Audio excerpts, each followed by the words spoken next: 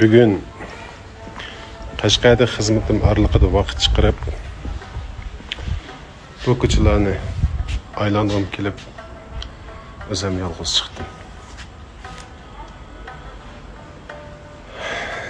Shuning bilan birga kichik vaqtimdagi bir o'zimga taalluq bo'lgan mikro hikoyam esimga kelib qoldi. Deb desam, qishimda odam yo'q. Menday yoqtirsan anam.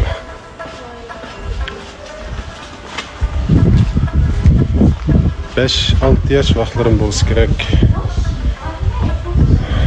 Dadam opam meni elib Qashqarga urug' tuqqanlarni yo'qlaymiz deb Qashqarga keldik.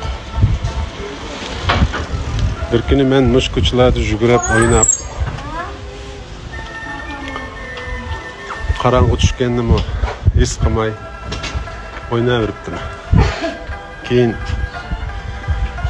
o'yin topolmadim.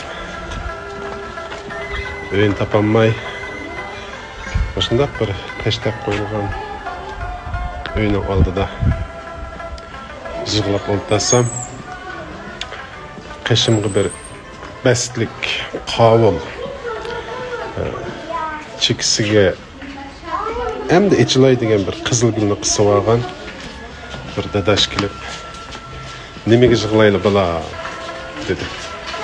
Men o'yin topolmay yig'ildim desam, o'ylarini tunamla ko'rsam tunayman desam, keslemmiz deblam mürüs gelip o'ltirdi. Buni biz xo'tancha tugutayloq deymiz. Cho'nglar kichik bolalarni mürüs gelip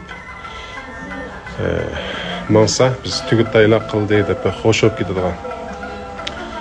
Shuning bilan bu ko'chalardan bir saat aylangan bo'ldik. Oxirida uyimning qishi kelganda uyim tunib oldim.